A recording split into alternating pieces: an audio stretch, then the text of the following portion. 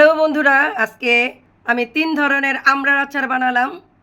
তো এটা বানিয়েছি ছোট ছোট পিস করে। আর এটা তো আস্ত আমড়া। আর এটা কি বলুন তো বন্ধুরা, এটাও একটা আচার। এই আমড়ার ছুলকাগুলি আমি ফেলে না দিয়ে এত সুন্দর একটি আচার বানিয়ে ফেললাম। আসলে সবগুলি আচার দেখতে মুখরোচক, কিন্তু আমড়ার ছুলকার যে এই আচারটা এত টেস্টি হয়েছে, কি বলবো, আপনাদের একটু খেয়ে দেখাই। অনেক স্বাদ। তো বন্ধুরা, আমি এই আচারগুলি কিভাবে বানিয়েছি সম্পূর্ণ ভিডিওটা দেখবেন, খুব ভালো লাগবে। একদম সহজভাবে আমি এই আচারগুলি বানিয়েছি। আর বিশেষ করে এই আমড়ার ছুলকার আচারটা যারা কোনো দিন বানিয়ে খান নাই, তারাও বানিয়ে খেতে পারবেন। তো চলুন বন্ধুরা, কিভাবে এই আচারগুলি বানালাম দেখে আসি। আজকে আমি 3 ধরনের আচার বানাবো। এই যে 3 ধরনের করে কেটে রেখেছি। এখানে আমড়াগুলি টুকরো টুকরো করে কেটে নিয়েছি, বিচিটা ফেলে দিয়েছি।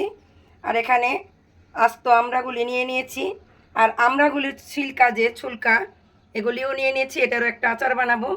তো বন্ধুরা, দেখতে থাকুন আমি কিভাবে আচার বানাই। 3 ধরনের আচার। ফ্রাই প্যানটা গরম করে নিয়েছি। এখন এই শুকনা মরিচগুলি একটু ভেজে নিব। এখন পাঁচফোড়নগুলি টেলে নিব। শুকনা মরিচ আর পাঁচফোড়ন আমি টেলে নিয়েছি, ঠান্ডা করে নিয়েছি। এখন এগুলোকে ব্লেন্ডারে গুঁড়ো করে নিব।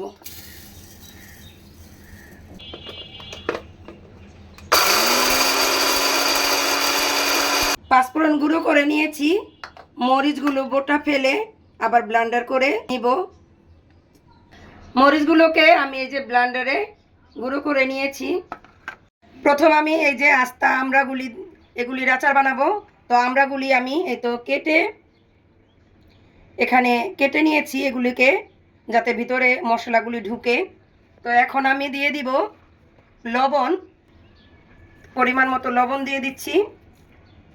আর দিয়ে দিব সামান্য মরিচের গুঁড়া, আর দিয়ে দিলাম হলুদের গুঁড়া। এগুলি দিয়ে আমড়াগুলোকে একটু মেখে নিব।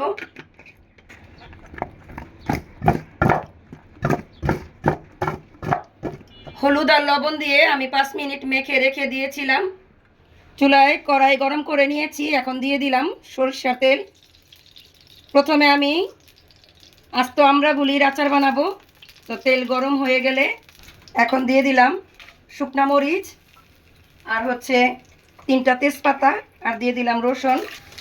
এখন দিয়ে দিব আমড়াগুলি।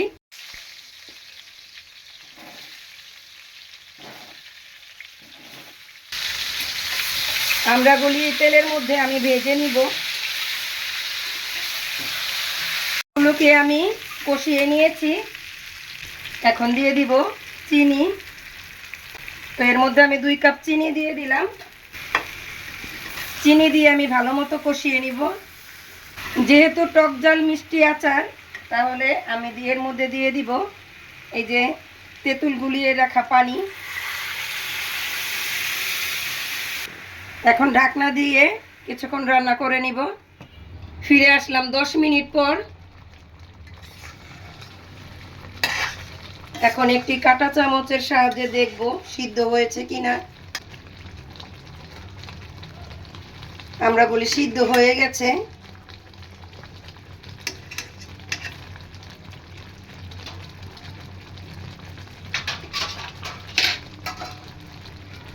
এখন আমি দিয়ে দিব পাঁচফোড়নের গুঁড়া।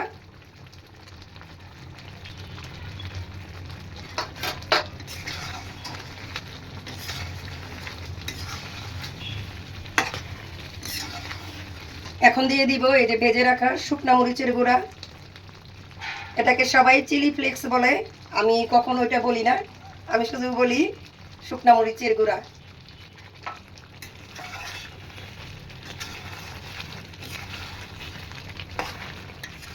আজ তো আমড়ার আচারটা আমার হয়ে গেছে।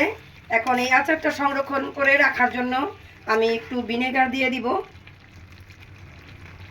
White vinegar. এটাকে আমরা সিরকাও বলি, যাতে আচারটা দীর্ঘদিন রেখে খেতে পারি। তো এই আচারটা আস্ত আমড়ার আচারটা আমার হয়ে গেছে। এখন এটা আমি নামিয়ে নিব। বন্ধুরা, আস্ত আমড়ার আচারটা আমার হয়ে গেছে।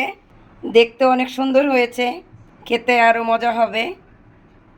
তো দ্বিতীয় নম্বর আচারটা আমি বানানোর জন্য চুলায় সরিষার তেল, দারচিনি, এলাচ আর তেজপাতা দিয়ে দিয়েছি। এখন এই যে কেটে রাখা আমড়াগুলি দিয়ে দিব।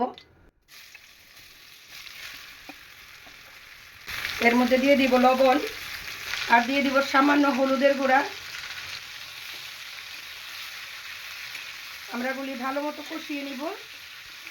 আমড়াগুলো আমি এখন দিয়ে দিব চিনি,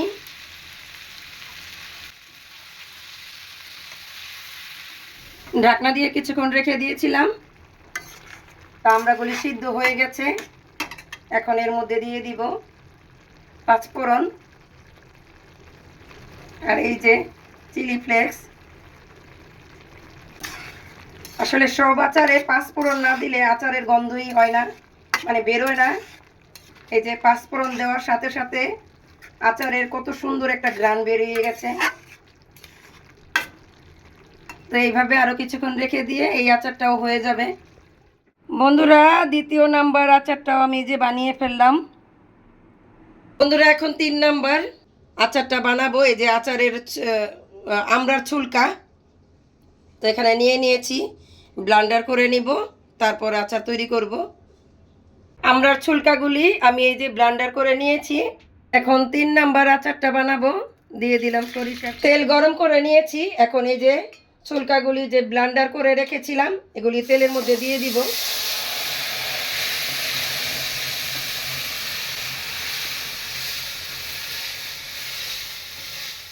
তো সবাই আমড়ার আচার বানায়, আমড়ার ছুলকাগুলি ফেলে দেয়। আমি ফেলে না দিয়ে আচার বানিয়ে ফেলবো। এই আচারটা বেশি মজা লাগে,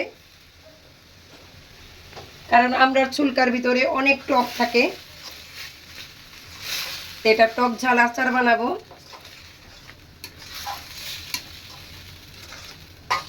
তো আমড়ার ছুলকার ভিতরে অনেক পানি আছে, পানিগুলি আমি শুকিয়ে নিব। এখন দিয়ে দিব লবণ আর দিয়ে দিব 1 চামচ হলুদের গুঁড়া। হলুদ আর লবণ দিয়ে একটু কষিয়ে নিয়েছি। এই পর্যায়ে দিয়ে দিব 1 কাপ চিনি। অনেকক্ষণ কষিয়ে নিয়েছি। এখন এই যে পাঁচফোড়নের গুঁড়োগুলি দিয়ে দিব। এখন দিয়ে দিব এই যে চিলি ফ্লেক্স।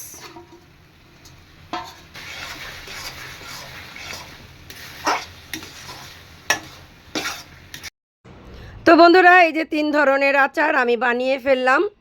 আমার এই ভিডিওটা যদি আপনাদের একটুও ভালো লেগে থাকে তাহলে লাইক করবেন, কমেন্ট করবেন এবং আমার চ্যানেলটা সাবস্ক্রাইব করবেন। আর যারা অলরেডি সাবস্ক্রাইব করে দিয়েছেন তাদেরকে জানাই অসংখ্য অসংখ্য ধন্যবাদ। টাটা, বাই বাই, দেখা হবে নেক্সট ভিডিওতে।